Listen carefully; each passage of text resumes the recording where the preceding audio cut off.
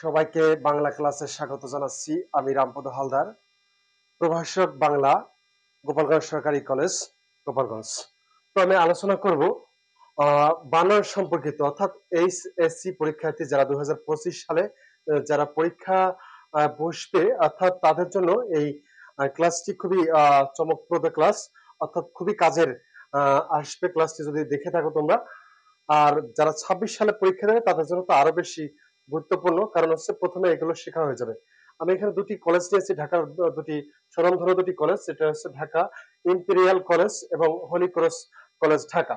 অর্থাৎ দুটি কলেজে নির্বাচনী পরীক্ষা, অর্থাৎ নির্বাচনী যে টেস্ট পরীক্ষা বলা হয়, পরীক্ষায় বানান থেকে যে প্রশ্ন এসেছিল, এখানে 8টি শব্দ এবং এখানে 8টি শব্দ, 8-16টি শব্দের সঠিক যে শুদ্ধ বানান, এটা আমি দেখানোর চেষ্টা করবো, যদিও সঠিক শব্দটি ঠিক নয়। প্রথমে আসি দৈন্যতা। দৈন্যতা বানানে সমস্যা হচ্ছে এখানে জ ফলা এবং তয়াকার একসাথে কোনো শব্দে আসবে না। এটা আমরা মাথায় রাখবো। এটা আমরা দুই ভাবে লিখতে পারি। এটা হয় তটা বাদ দিলে কি হবে, দৈন্য, অথবা দীনতা। শব্দটা আমরা লিখতে পারি দীনতা। এই দুই ভাবে আসতে পারে।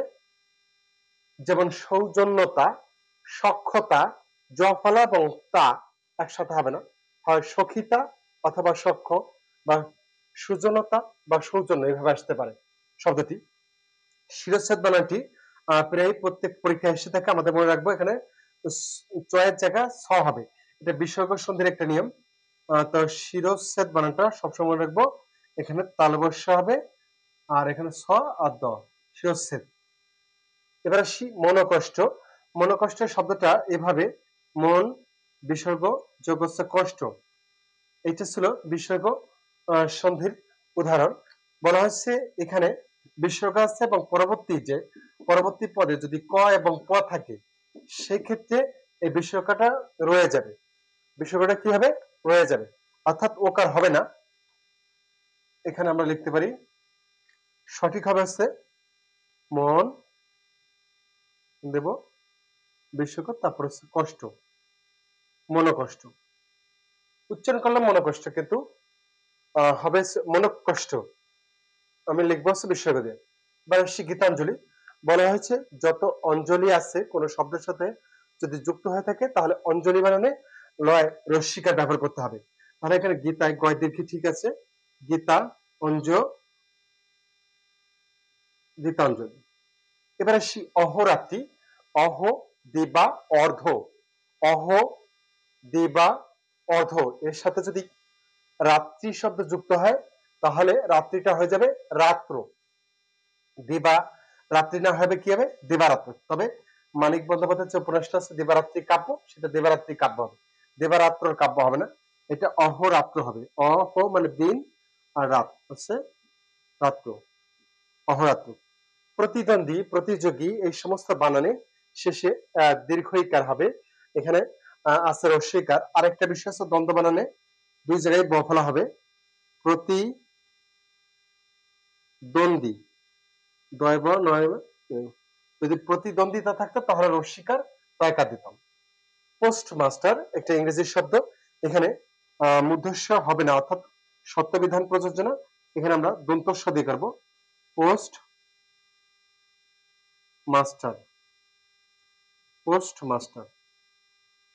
বুদ্ধিজীবী শব্দটা আমরা জানি যে জীবী, জীবী শব্দটি কোন শব্দের পরে যদি বসে, তাহলে জীবী, যেমন মৎস্যজীবী, শ্রমজীবী, কর্মজীবী, চাকরিজীবী, সব জীবিতে অর্থাৎ দুটো দীর্ঘিকার ব্যবহৃত হবে, জয় দীর্ঘি বয় দীর্ঘি।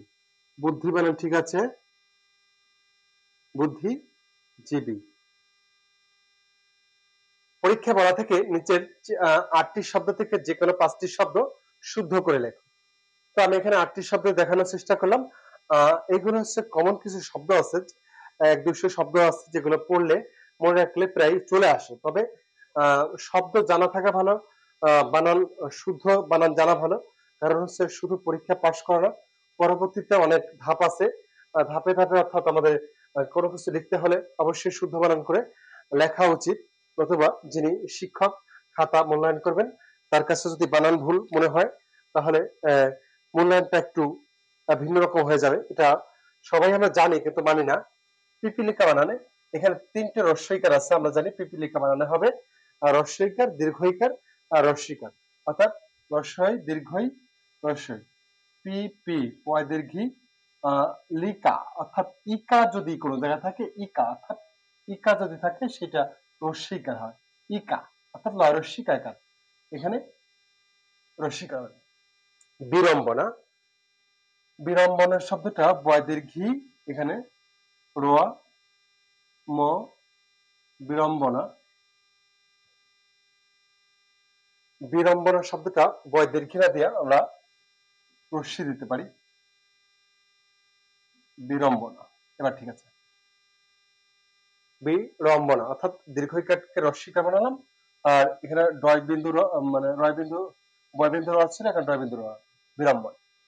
আকাঙ্ক্ষা শব্দটাকে এখানে মনে রাখতে হবে, আকাঙ্ক্ষার বেলায় আ কাং খা, উয়ের সাথে ক্ষীয় ক হবে, তবে শৃঙ্খলা বানানে উয়ের সাথে বর্গীয় যে খটা হবে সেটা হবে, আর আকাঙ্ক্ষা বানানে হচ্ছে কি হবে, উয়ের সাথে ক্ষীয় ক, আকাঙ্ক্ষা। প্রাণীবিদ্যা, প্রাণী শব্দটা আহ দীর্ঘিকার ঠিক আছে, কিন্তু প্রাণীর সাথে যদি কিছু যুক্ত করা হয় তখন হচ্ছে রস্বইকারটা দীর্ঘইকার, মানে দীর্ঘইকারটা রস্বইকার হয়ে যাবে, প্রাণী, মূর্ধন্য ঠিক রাখতে হবে, এখানে বিদ্যা যেহেতু যুক্ত আছে এই জন্য রস্বইকার হবে। সঠিক, যারা প্রাণীবিদ্যায় পড়াশোনা করেন জাতীয় বিশ্ববিদ্যালয়, আমি বলবো তাদের সাবজেক্টের অর্থাৎ বিষয়টি সঠিকভাবে লেখার জন্য, কারণ অনেকে এইভাবে লিখে বা এইভাবে লিখে যে তাও ঠিক নাই, আজ এটা লিখলাম কাল এটা লিখলাম, এরকম সঠিকটা লেখা হচ্ছে প্রাণীবিদ্যা, মূর্ধন্যয় রস্বইকার হবে। এবার আসছি ভৌগোলিক, আমাদের জিনিসটা হচ্ছে গোল, গোলাকার, একটু পরে রাখতে হবে গোল, ওকার, অর্থাৎ ভৌগোলিক হবে, ভূগোল জ্যোতিষ্ঠিক, ভৌগোলিক, ভৌগোলিক,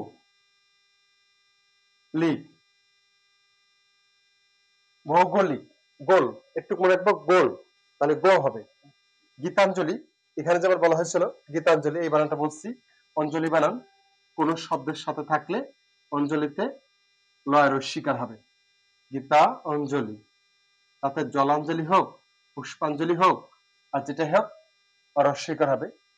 এবার হচ্ছে শাশ্বত, বলা হয়েছে বফলা যদি মাঝে বা শেষে থাকে, যে বর্ণের সাথে থাকে সেই বর্ণটা দুইবার উচ্চারিত হয়, শাশ্বত, তাহলে দেখা যাচ্ছে মাঝখানে শটা দুইবার উচ্চারিত হচ্ছে, তাহলে এখানে যে সঠিক যেটা হবে বফলাটা উচ্চারিত হবে শ্বাস স তো, অর্থাৎ মাঝখানে শটায় বফলা হবে, শাশ্বত, কারণ শাশ্বত বলি না, শ্বাস শত, শ্বাস শত, এই জন্য মাঝে অর্থাৎ এই যে পরের শট আছে এটার সাথে বফল হবে, প্রথমটার সাথে হবে না এখানে।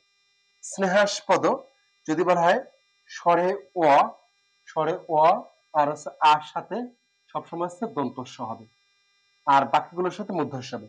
আশ, স্নেহ যোগ আশ, স্নেহাস, স্নেহাস, তাহলে কি হবে আশ, আকার সাথে, তাহলে এই সময় সবসময় কি হবে দন্তস্ব হবে, তাহলে স্নেহাস, স্নেহাস্পদ, এখানে আমি দন্তন্য সব ব্যবহার করেছি, অর্থাৎ আমি এখানে ৮ ১৬টি শব্দ অনায়াসে লিখে দিলাম, এবং প্রত্যেকটার অবশ্যই একটা ইতিহাস আছে, প্রত্যেকটা রুল নিয়ম আছে। অবশ্যই তোমরা যারা এইচএসসি 2025-এ অংশগ্রহণ করবা, যে সকল শিক্ষার্থীরা, তারা তোমাদের যে শ্রদ্ধেয় শিক্ষকরা শিখিয়েছেন ক্লাসে, বিভিন্ন সময় শিখেছো, নিজেরা পড়েছো, তারপর আমি যেখানে একটু গ্যাপ আসছে বা ভুল ভ্রান্তি হয়ে থাকে সে বিষয়গুলো বলার চেষ্টা করছি, অর্থাৎ তোমাদের পড়া জিনিসটাকে আর একটু বেশি আমি শিখিয়ে দিচ্ছি, অর্থাৎ যাতে ভুল না হয়।